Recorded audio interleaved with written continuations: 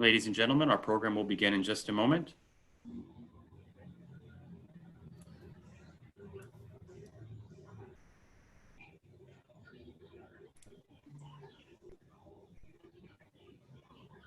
Ladies and gentlemen, our program will begin in just a moment.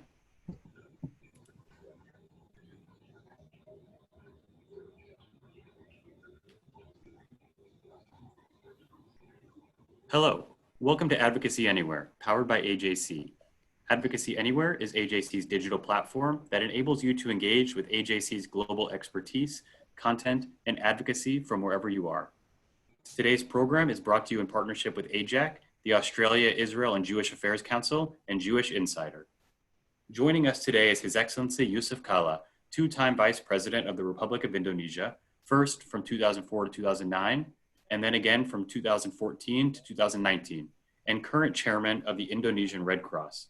Vice President Kalla will address Indonesia's response to the COVID-19 pandemic and the region's economic status, Indonesia's relations with the United States, China, and Australia, and the challenges and opportunities for progress in Indonesian-Israeli relations. His Excellency will be in conversation with Shira Lowenberg, Director of AJC's Asia Pacific Institute. After we hear from Vice President Kalla, we will take your questions. You may email your question to questions@ajc.org. That's questions, plural, or use the Q&A chat feature in Zoom. Before turning it over to you, Shira, I would like to introduce Colin Rubenstein, longtime friend of AJC and Executive Director of the Australia, Israel, and Jewish Affairs Council, to provide some introductory remarks. Colin, you have the floor. Thank you very much, Daniel. And let me say how delighted we are at AJAC to be co-hosting this very special event with His Excellency Jusuf Kalla today. AJAC's been working with Indonesian decision makers, media, religious and civil society leaders for the past 2 decades. We've worked to help acquaint decision makers and those involved in public debate with information in a way that may assist them to make best interests in the interests of their own country, including developing a sophisticated relationship with Israel, Israelis, and indeed the Jewish world.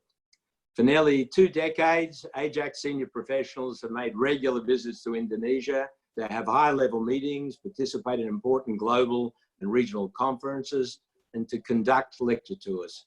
We've established not just good communication, but genuine friendships with a number of Indonesian political, media, cultural, and religious figures. On one of my visits to Indonesia a decade ago, I had the great pleasure of meeting Jusuf Kalla, who had already served 1 term as Vice President in Indonesia, and at that time was Chairman of the Indonesian Red Crescent Red Cross Society. He's just returned from a visit to the Middle East in his Red Crescent role, which included a visit to Israel. I must say, I spent a very memorable evening with him on that occasion, discussing the problems of the world, the problems of the region. Like so many others, including my AJAC colleague, Jeremy Jones, I found him very engaging, intelligent, and a nationalist in the best sense of the word. Someone who passionately cares about the Indonesian people and genuinely believes in mutual respect between peoples and faiths, but has the strength and the wisdom to be able to promote and often achieve those goals, and importantly, conflict resolution. We've been in regular contact ever since, including right throughout his 2nd term as Vice President. Indonesia is not only the world's most populous Muslim majority country, but a dynamic, multi-ethnic, multicultural, diverse and complex nation. AJAC, and together with our partner, AJC, look forward to contributing to Indonesia being able to fulfill its great potential on the international stage. And AJAC and Australia, I should add, AJAC too, has a warm and mutually respectful relationship with Indonesians and Indonesia, which I'm sure both nations are very keen to enhance. So now I'm delighted to hand the screen and the microphone to our very distinguished guest of honor, Jusuf Kalla, and AJC moderator and our very good friend, Shira Lowenberg. Shira. Thank you very much, Colin, and thank you, Vice President Kalla, for joining us today. I'd like to say a few words about AJCs work in Indonesia also over the last 2 decades, and sometimes in cooperation and collaboration with our friends in Australia, led by Colin Rubenstein with AJAC.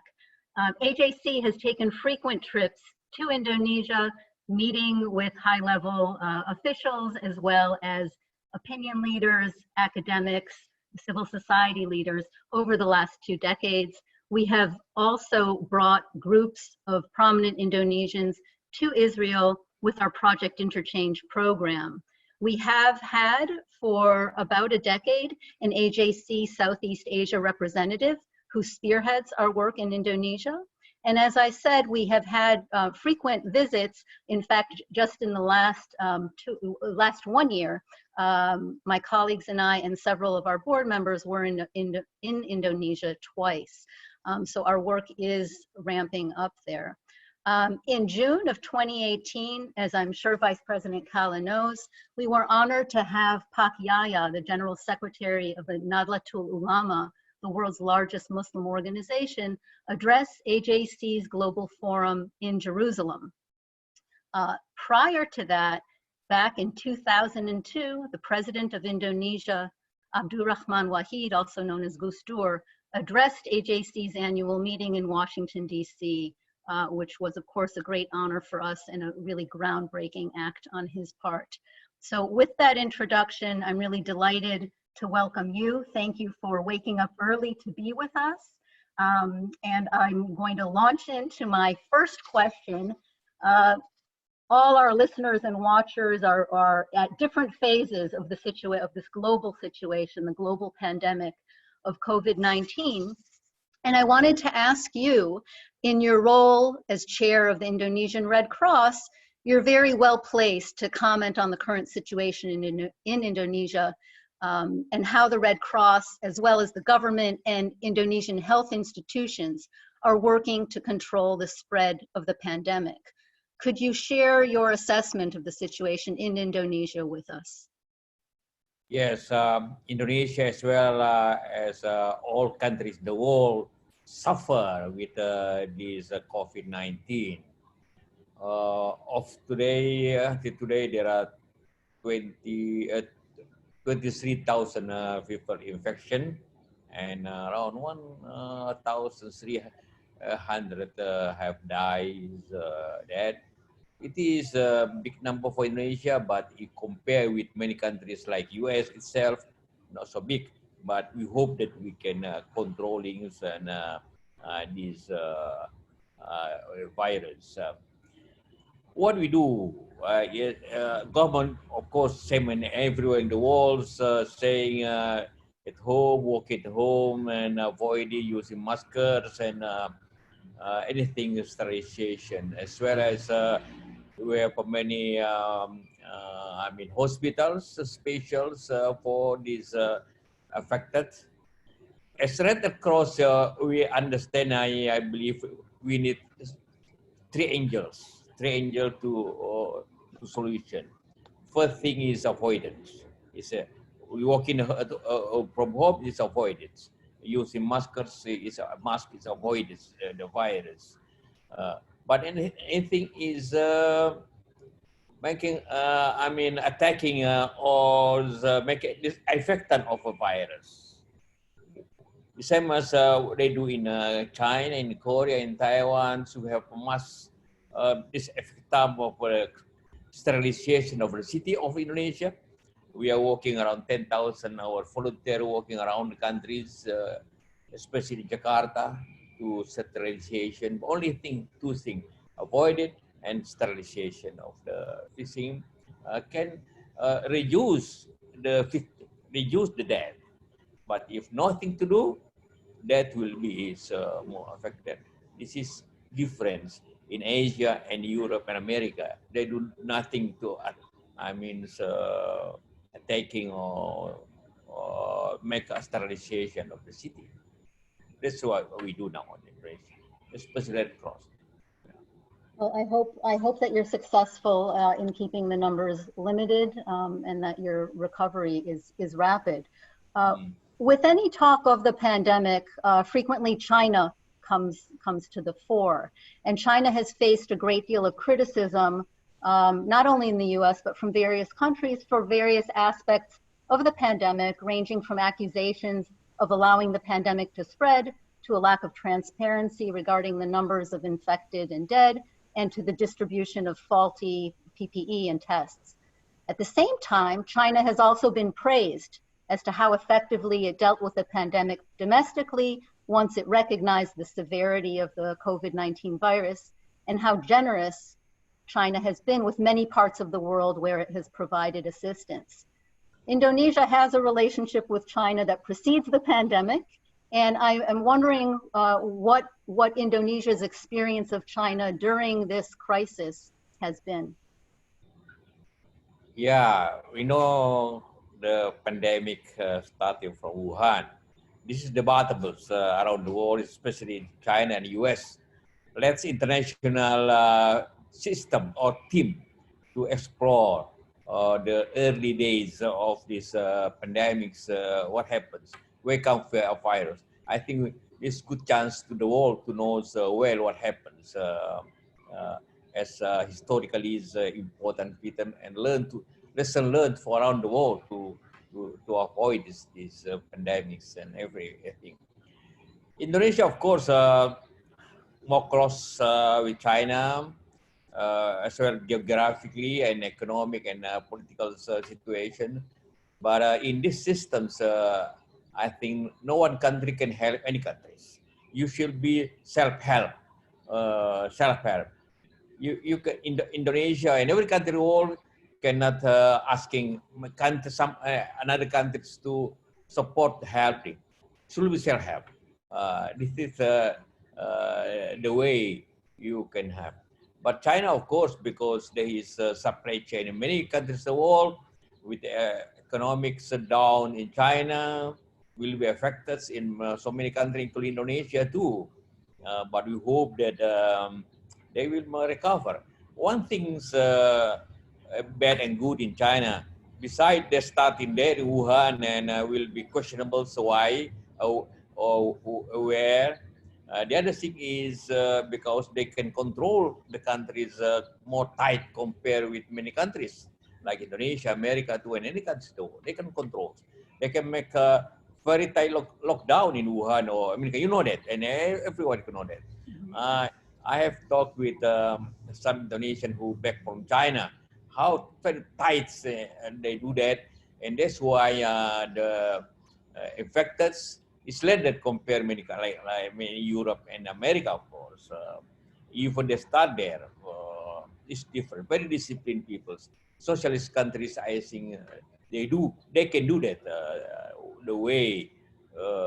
That's why Indonesia, of course, we are asking his experiences. We are asking some health equipment from there, but no more. Now we make it now on because self-help. You can depend in even your neighbor, even the other thing you can have. That's why I think that's we know on relationship with China. Nothing very special. Only thing you should do your people too. Within the context of ASEAN, how do you think China's reputation will be affected? Will it be damaged or helped by the pandemic and its response? Yeah, in a pandemic ways, it's different in economic way. As you know, as January, Vietnam closed all border with China, even his very close. Indonesia too, in March, we closed all flight and all people from China in March. And even, but very close, even from Singapore to Indonesia, Indonesia to Singapore, no close. No board, no people can go in Malaysia. ASEAN is, if we cannot cooperate in this, they can defend his country as self, you and Americans too, all protected, or full protected, and economy also will be protected in this time. ASEAN is okay, it's good for politics, but in this crisis will be defend itself, protect himself. As more companies, some companies have already announced that they're pulling their businesses out of China and moving elsewhere. Vietnam is frequently mentioned. India lately has been mentioned. Has Indonesia, or does Indonesia expect to reap some benefits from this in terms of, benefits might be the wrong term to use in the context of the pandemic, but with businesses moving out of China, is Indonesia hoping for some of those businesses to move there? Yeah, I think it's not only now. It's, last year and 2 years ago, when relationship between China and the US and Japan is not so easy, and many companies investment from US and China and many countries in the world have thinking not put all egg in one basket in China, and then now starting to relocations industry to ASEAN in India, and of course with Indonesia. We have negotiated so well with American company, China, Japan, and even Australia to thinking, and we are preparing some industrial estates in Indonesia to, and transportation. We're preparing airport, harbor for many investment from around the world who relocated his industry from China. Thank you. I'd like to turn the conversation to a subject which I know is of great interest to many of our watchers now, and that is the Indonesia-Israel relationship. Yeah. And my first question to you about this is, as you know very well, Israel has forged ties with many Muslim countries, including those in the Gulf. And those are no longer secret relationships. They're not formal relationships. There are no diplomatic ties, but on many other levels, they're very good relations. Now, arguably, Indonesia also has much to gain, or something to gain, from friendlier relations with Israel. So why is it that Indonesia, which is a democracy, the world's largest Muslim majority country, a non-Arab country, and a friend to many of Israel's friends, like the United States and Australia, why has it not formed closer ties to Israel? Yeah, you know that Indonesia have no diplomatic relation with Israel, but people-to-people contacts and business, I think they run it. Many things, sometimes from America or even from Italy or Swiss, but we know the people-to-people contact is around 100,000 people going to Jerusalem every year, Indonesia, to a mosque, Darul Aqsa Mosque, or even Christians go there, same as well. And they have a good serve there. Yeah, of course, not this year, but before is so much people there. And we have talked directly that Indonesia support Palestine so many years, and we hope there are peaceful solution. We are Indonesia ready. It is support a peaceful solution, support two country settlements, Israel and Palestine. If there are peaceful relations, of course, Indonesia will be easily to make formally relationship with Israel, not only people, but what we hope that there are peaceful settlement with Palestine and Israel. You have spoken of that over the years, of your hope for a peaceful resolution of the Palestinian-Israeli peace process. And I wonder, do you, and now you're restating it, that when that happens, there should be no obstacle to Indonesia having diplomatic ties with Israel. Do you see any role for Indonesia in that process, or in facilitating that process, or being a good actor in the process prior to that peace coming about? Last year, I met Prime Minister Netanyahu in New York, so we discussed about that too. Indonesia in a position that we can, as the biggest Muslim population countries, Indonesia, ready to support anything we can do to do that. Non-Arab countries is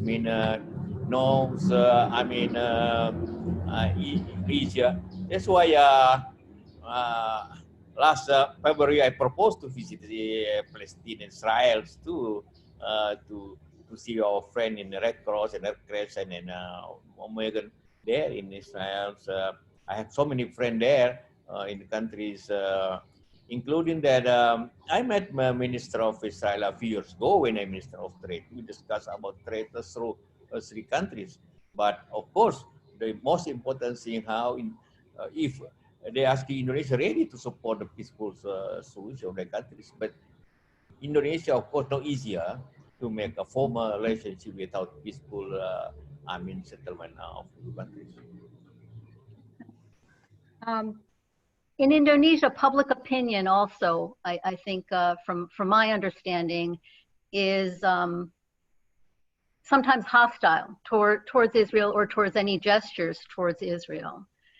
And public opinion is very much influenced by religious leaders.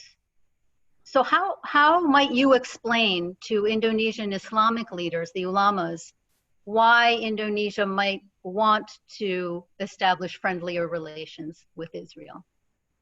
When I back from Israel and Palestine a few years ago, I've visited 3 times the countries. When I am not the Vice President, I told leaders here, religious leaders, if you will support peace with 2 countries, and you should know each other. Without, you know, so well, Palestine leaders, Mahmoud Abbas or the others, because you should know well and friendly with Israeli leaders to support it. We cannot make a peaceful without only knows only we are friends for each one side. You should 2 sides. That's why I understand that. And they know I visit many there, and I fought in Tel Aviv. The people says okay. The only thing to explain the way how I say to them, you cannot support the peaceful without knowing each other. So short of diplomatic relations, what are the ways that Indonesians and Israelis can get to know each other? You were part of 2 administrations that had many challenges in bringing your hopes forward. So what would you advise short of diplomatic relations? What is the path to get there? I think diplomatic relation is second. The first important thing, how's Israel and Palestine starting again to talk in peaceful, and if we need it in Indonesia, of course we can support very well, even facilitate it if we can do that. And I think after that, all diplomatic relations, trade or investment easily to make it same. Indonesia have a diplomatic relation with Palestine, but no embassy or no office in Ramallah, only from Jordan. This is one thing we do. We can make the same if the situations change. I'm sorry, you can make the same if, could you? It can be the same, we say, if there are movement, there are progress in a peace situation. So if there's progress in discussions between Palestinians and Israelis, then Indonesia might have a role to play. Yeah, Okay. Of course.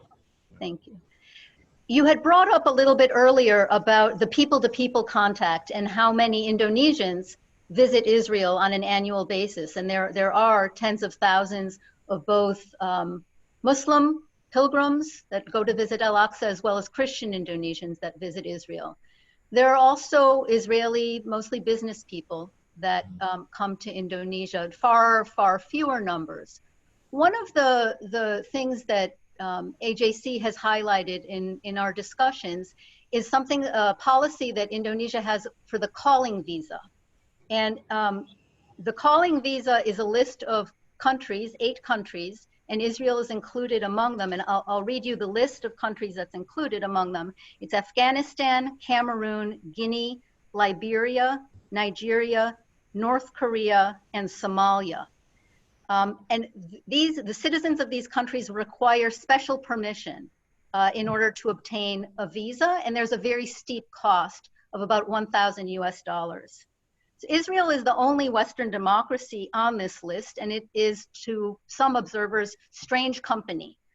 So I wonder if you can explain to us, why is Israel included in this list? Yeah, this is historically, long historically, you know that Indonesia is very strong support to Palestine, and we hope that Israel and Palestine again we make settlements. I mean, peace settlement. We hope that. But this case, I have discussed with when I'm in office. I have discussed with foreign minister to change the solution. I mean, I asked them to make it Israel like Taiwan, because Indonesia do not diplomatic relation formally with Taiwan, but we have economic relationship with Taiwan, as well as one China policy. That's why we're asking them to propose that Israelis will be same with Taiwan, that politically it's okay, no diplomatic relationship, but in people to peoples and business to business will be support of them. I'm sure there will be more questions about this from our audience, but I will move on. As I said, I have traveled frequently to Indonesia in the last couple of years, certainly since I've been in this position as director of AJC's Asia Pacific Institute, and have many contacts there, and many good friends who I'm in regular contact with. I have always been received very warmly by multiple audiences. We have sent a Jewish studies professor to Yogyakarta, and that professor was very well received. There is also known to be a great deal of anti-Semitic sentiment among the population. And in 2017, the State Islamic University in Jakarta did a survey among lecturers and teachers on Islamic courses and students at universities in all 34 provinces of Indonesia. And the results were very disturbing to us. The results showed that almost 58% of teachers and lecturers, as well as almost 54% of students, agreed that students are the enemies of Islam. What do you think should be done to address such anti-Semitic attitudes? What can we as an organization, what can Indonesian civil society organizations, the Indonesian government, what can we do to address this problem? Yeah, this is sometimes the ideology of conservative Islam, or leaders, conservative, who have textful thinking about Quran, about about Jews and the other thing. But in people's intellectuals modern way, as in different way to thinking about. They're more thinking realistically is about relationship. There are more changes the relationship between. That's why I usually say when I visit there and they know I met Netanyahu, no problems. Before, sometimes the conservative angry about it. Why you do that? But now changes a lot. When I visit Israeli and then they see in mediums, no problems when I change it, because changing a lot about the thinking in the walls, not only textbooks, thinking about it. Well, from my understanding, there is a rise in extremism, which is of great concern to many Muslims within Indonesia too. Not only the growing anti-Semitism, but growing intolerance even within various strains of Islam within Indonesia. Another question on that topic, and then I'm going to turn it back to Daniel to take questions from our audience. You are the chairman of the Indonesian Mosque Council. Again, on this issue, is there any role that you think that mosques or imams can do to help deal with this problem? Yeah, I think imam and mosque, it's not politically, I mean, consistently. They are more religious, roles in this happens. But as against,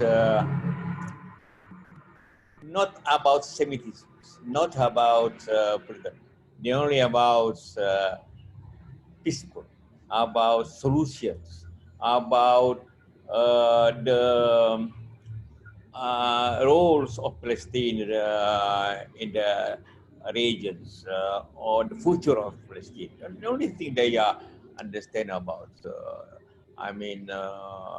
thinking about many Indonesian leaders, including the mosque, including the way of imams informed his Jama'ah, how the people's because many things they say that Palestine is a victim. Yeah. How the future of that? It's very important to change the way. So the issue of Palestinians is as you're explaining it is very much tied to the anti-Semitism that is expressed. They're not distinct. I don't if I'm see understanding you correctly. Anti-Semitism in Indonesia. I don't see so.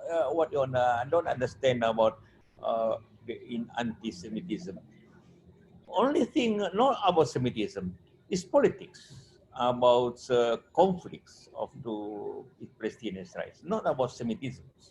We many Jews, we have a good relationship, anything, you come to Indonesia, well, calling camp, we have no problem if you have a Semitism. Not Semitism as races, not Semitism or the peoples. Only thing, the future of the regions.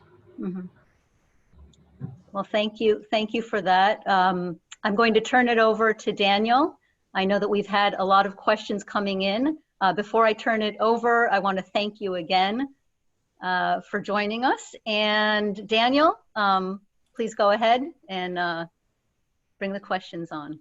Thank you, Shira. Thank you, Vice President Kalla. Our first question comes from L in New York, who asks, Indonesia is comprised of many islands that are all incredibly diverse, including more remote indigenous populations. How has the government's approach to combating COVID-19 changed based on geography, as well as access to news and public health guidelines? Yes, Indonesia maybe is, they are nearly the same with Americans. So many races. You can hear in Indonesia, you can find white people, black people, brown people here, like in the US, and we have nearly the same, emblem of the countries. Bhinneka Tunggal Ika, we are different, what unity. We do that same in Indonesia. And about virus pandemics, that because we are 17,000 islands, sometimes easy or not easier. Easier because can be protected island by islands, but not easier to make a logistics to have promote health in many small area. This one thing that happens, but as numbers, we have only 23,000 people affected now. On is I see that only 115 with American.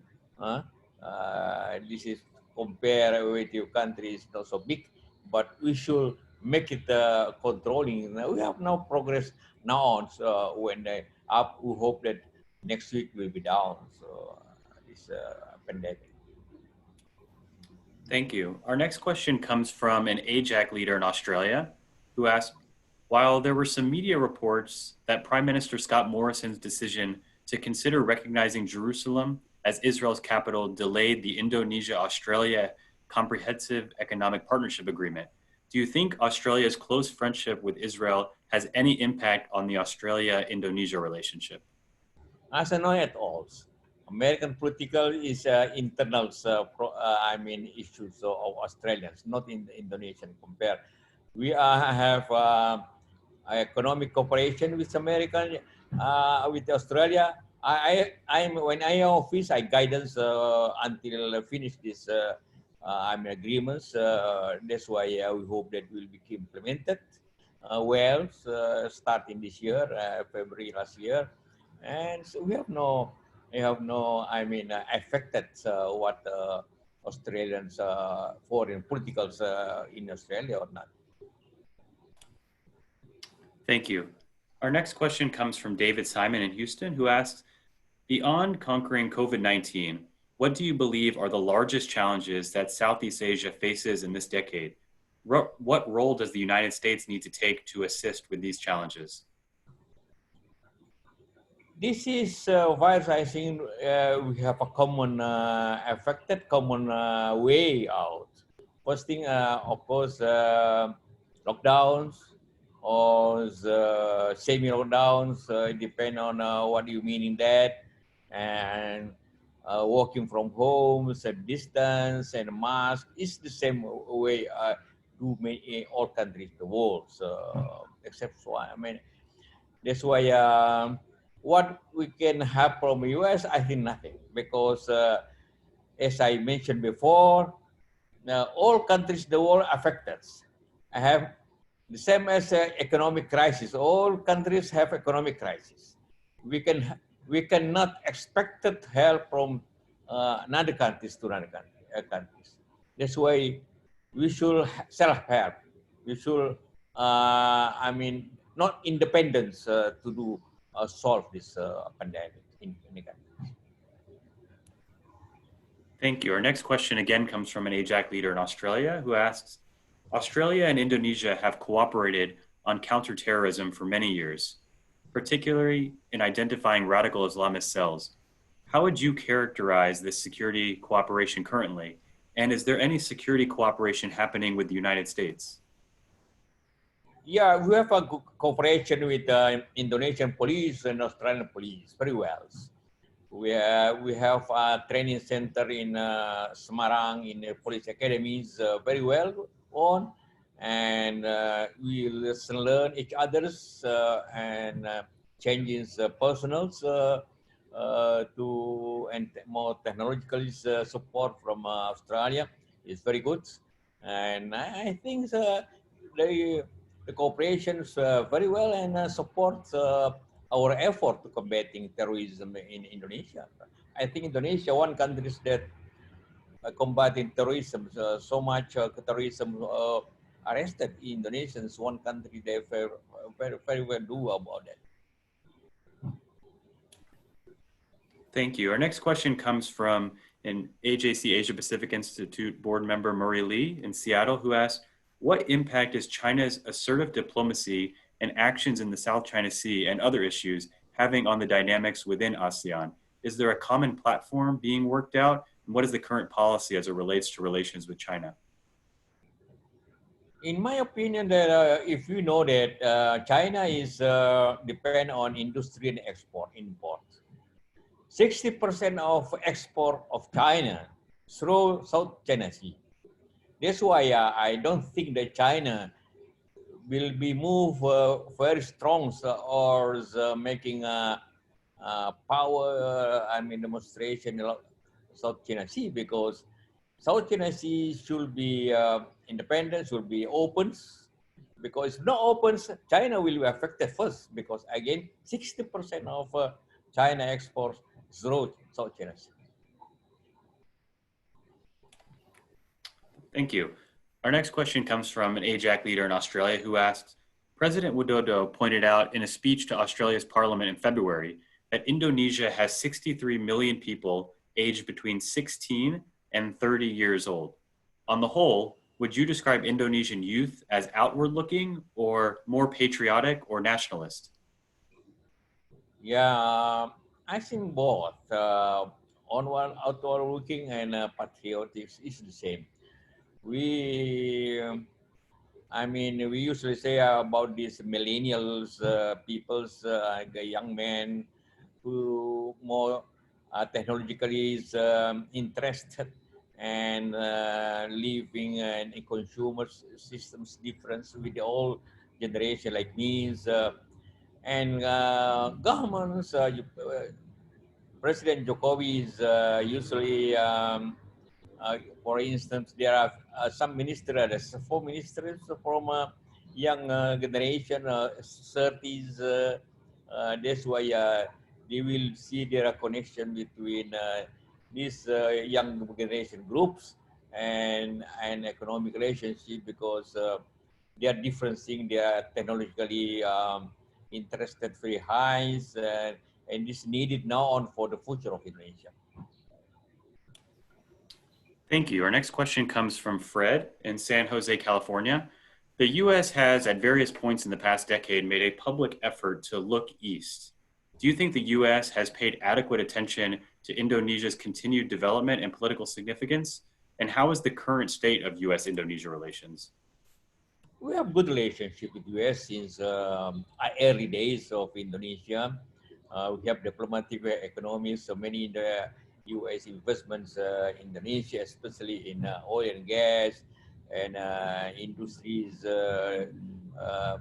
But since the rise of China now in Asia, the role of the U.S. sometimes different, China more aggressively in whole ASEAN, even Africa, that's in the world. That's why we hope that America again can more invest, as we talked before, that when China and US have now Cold War or economic war, America has maybe idea to relocate his industry from China. It's good for ASEAN countries, Indonesia, Vietnam, and Thailand, Malaysia too. And we are welcome about this, and I hope the role of US will be more important against rise compared with China too. Thank you. Our next question comes from Dale in Wisconsin, who asks, what is the most effective way to make the case for Israel to the people of Indonesia? Yeah, again, as I mentioned before to Zira, that what Indonesian important view is the future of Palestine. If the future of Palestine can be solved by peaceful solution with Israel, I think Indonesia will welcome and can support anything we can do for these settlements or this peaceful solution. Whatever the two countries agreed, so we are very eager to support. If Daniel, I want to jump in here. So I'm gonna push a little bit on this issue. The peace between Palestinians and Israelis has not happened and has been under discussion for a very long time. There are some on both sides that think it will take another generation, if not longer, for that to occur.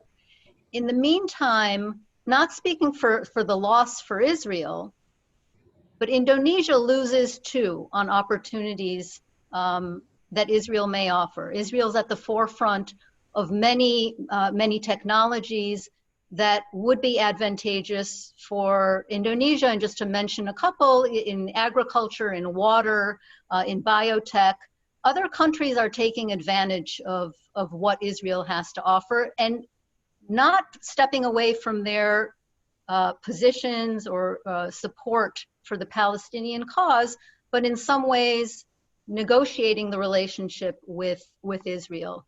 India is an example of a country that has been very effective in doing that. They have separated their political stance from their engagement with Israel and are engaging economically and culturally and academically with Israel at a very high level. From what you're saying, you are stating, I think, as I understand it, that Indonesia, because of its political stance, is willing to put that relationship and some advantages that Indonesia might benefit from on hold indefinitely. And I wonder if there is anything that you think could be done to advance the Israel-Indonesia relationship without stepping away from the political position that you support a two-state solution, that you support the Palestinians' right to their own state alongside an Israeli state. Is there really nothing to do between now and whatever point that is when peace is reached between the two parties? business, trade investment, and technology is no border. Can be free. I noticed there are some investment here, for instance, technologies in water system technology, in agriculture from Israel. I mean, they using here some company, I mean, but maybe not direct from Israel, maybe came from Swiss or the other thing. No border, can be easy here. The same as technologies, information technology, I think some they use that. But anyhow, affected, of course, affected not only Indonesia, they are affected, but not more big. Only affected both state, I mean Israel and Palestine. I met officials, Israeli officials. I mean, I said that they told me about that more 70% of budgets for defense is too high. If this number is reduced, of course, good for the welfare of people too. This is the same with Palestine. I told them how many war that you make it and your border is small and small. Both affected. Something very big budget for these systems, and all depend for many countries the walls. That's why the solution, of course, one. I know there's so many long discussion in Oslo, in Camp David, in Spain, so many discussion in everywhere. The same way as Palestine, we support it well, but no result, no big result now on. That's why we hope there are progress of that. Indonesia again, as countries, we receive technology, we receive trade from many countries. Maybe they come from Israel, but this formerly from the third countries. Listen, they do that in Indonesia now, no problem. Thank you. Our next question comes from AJC Asia Pacific Institute board member Cliff Goldstein in Los Angeles, who asked, what do you hope that Indonesia's place is in the world in 20 years from now? What inspires you about the future of your country? Yeah, of course. We hope that Indonesia will be more developed countries. Now on, we are middle income countries. Our income capita is middle, around 4,000 to 5,000 US dollar per capita. We hope in 20 years we can improving around 10,000, improving, we're more welfare, more economics. This is what our target to do that. We hope that when 100 years of federation in 2045, we'll be more improving countries. We need the cooperation. All countries in the world, we need a good education, health systems. This is what we expected to do for the countries. Thank you. And we have time for one final question before Shira, I'll turn it back over to you. This question comes from Bob Pakar, who's the chair of AJC's Asia Pacific Institute. He says, from my many years of traveling to Indonesia on business and always being open about my Jewish identity, I believe that Jewish people, whether from the United States or Israel, and the Indonesian people can develop strong and mutually beneficial ties. What opportunities do you see for the American Jewish Committee through its Asia Pacific Institute to work with Indonesians and perhaps even the Indonesian government to advance Indonesian ties to Israel? When you come to Indonesia, we never ask you are Jewish or not? No, never. We never asking your religion, we asking your ideology, never. We asking what you can do in Indonesia, what we can do together in Indonesia. That's the question. It means you are business, whatever you Jews, not, you never ask you. We have no problems. We know that. We have people to people's contacts, very important, business to business. First one, we are open-minded. We are welcome to do that in relationship to do that. This is our countries.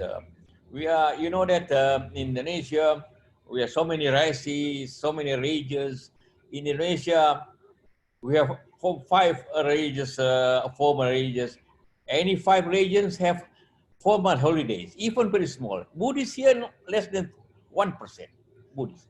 But there are one national holiday of Buddhists in Indonesia. I think not happen in America. even Muslim there is might be how many 2 or 3%, but no holidays, Muslim holiday in America except New York. Yeah, and you have Idul Fitri too, but we open. Not never ask you what your religion, what you do in.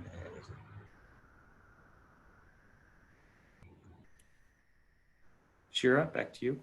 Thank you. On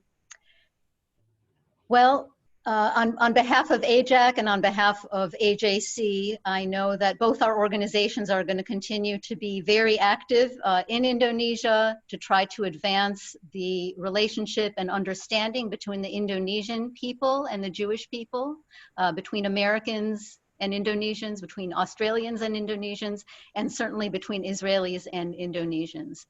So I'd like to thank you very much for joining us. I have one last question for you, and that is looking far ahead when the pandemic is over. Hopefully we return to some level of normalcy, probably with some changes.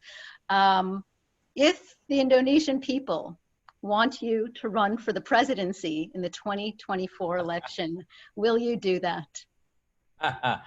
I'm now 70 years old. It's meaning 2024, I am 81. 82. I think it's it's not good for me in that's all to join again in politics, real politics. Or I'm not happy with the family life and social life. I run, Red Cross and Mosque Association of the countries. I'm very busy of that, but I enjoy that the life. But anyhow, Shira, please come again to see your many friends here in Jakarta and in Indonesia. We welcome you, all you friends there, staff there, AJCs, as well as Australians, AJC, politics usually come. And maybe we can meet directly from here. You know that when I'm a vice president, every year, 5 times I attend the UN assemblies in New York every September, and I visit Mayo every year to check up my heart. I enjoy this routine jobs and routine visit new country and visit many friends there too. Again, thank you again. Thank you. I've seen you on that visit. Look forward to seeing you again. You are one of those friends in Jakarta. We look forward to seeing you there, or in New York, or anywhere in the US, or in Jerusalem. So thank you very, very much. Back to you, Daniel. Thank you, Shira, and thank you, Vice President Kalla. Thank you both for that fascinating conversation. I also want to thank Colin Rubenstein and our friends at AJAC for partnering with us on this program. And lastly, I want to thank our audience for joining us this morning, this evening, wherever you are, and for showing your commitment to the topics discussed here today. In these unique times, while so many of us are separated from our family and friends, AJC is still bringing us together on the issues that matter most. Please consider making a donation to AJC so we can offer you more programs like this one, and so we can continue our advocacy work around the world on behalf of the Jewish people. Visit ajc.org/donate. Our next Advocacy Anywhere program will feature a conversation with Mayor Eric Garcetti of Los Angeles, California, and Mayor Betsy Price of Fort Worth, Texas. Mayor Garcetti and Mayor Price will discuss the impact of the coronavirus crisis on their cities, the integral relationship between cities and the federal government, the role of political leadership in a time of crisis, and the lessons they've learned about community resilience. This program will take place tomorrow, Wednesday, May 27th at 12:15 p.m. Eastern. We hope you will join us. Please stay safe and healthy, everyone. Goodbye. Bye. Goodbye.